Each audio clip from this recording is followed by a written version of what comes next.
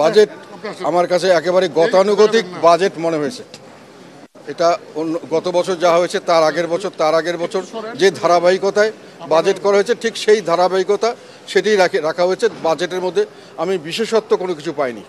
এখন যে বর্তমান অর্থনৈতিক পরিস্থিতি, যেটা আমাদের দেশে অর্থনৈতিক সংকট চলছে, মূল্য বৃদ্ধি, উচ্চ হারের মূল্যস্ফীতি, প্রতিদিন জিনিসপত্রের দাম বাড়ছে, বেকার সমস্যা, বিভিন্ন ধরনের আমাদের যেটা দেখা যাচ্ছে যে বৈদেশিক মুদ্রা যত আমরা আয় করছি তার চেয়ে আমাদের ব্যয় হচ্ছে বেশি।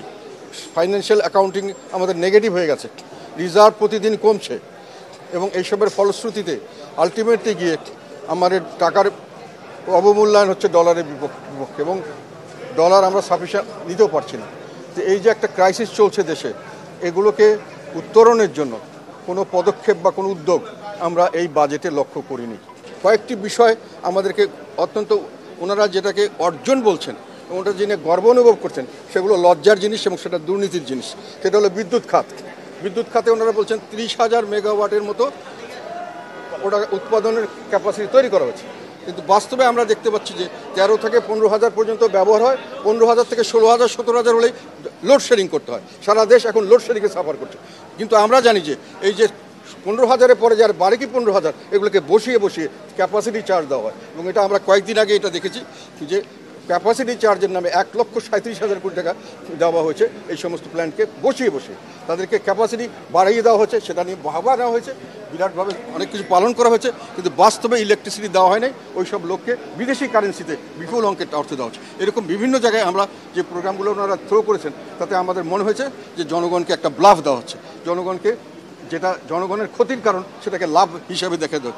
এখনও বাংলাদেশের জনগণ সকলে বিদ্যুৎ পাচ্ছে না, এই মুহূর্তে সবাই বিদ্যুৎ পাচ্ছে না। গ্যাস খাতেও অনেক ধরনের সমস্যা হচ্ছে, গ্যাসও সবাই পাচ্ছে না এবং গ্যাস ইম্পোর্ট বেস করে দিয়ে ওনারা লোকাল যেটা এখানে থেকে গ্যাস উৎপাদনের যে দরকার ছিল সেই উৎপাদনটা আর ইচ্ছাকৃত করেননি ওনারা, আজ পর্যন্ত করার কোনো উদ্যোগই নেননি। ফলে ইম্পোর্ট করতে গেছেন এবং বিভিন্ন অঙ্কের অর্থ এখানেও আমাদের গচ্ছা দিতে হচ্ছে এবং জ্বালানি নিরাপত্তা অত্যন্ত বড় হুমকির মুখে আছে আমি বিশ্বাস করি। বলো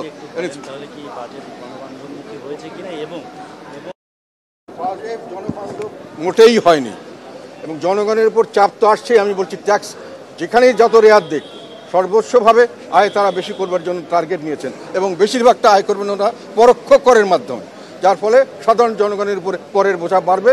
সাধারণ জনগণের কোনো মুক্তির উপায় নেই, কোনো চাকরির সুবিধা নেই, যেহেতু আমাদের ফরেন ইনভেস্টমেন্ট আসছে না এবং সেগুলো আনার কোনো বন্দোবস্ত নেই, যেহেতু যে সেরকম পরিবেশ সৃষ্টি করা হয়নি।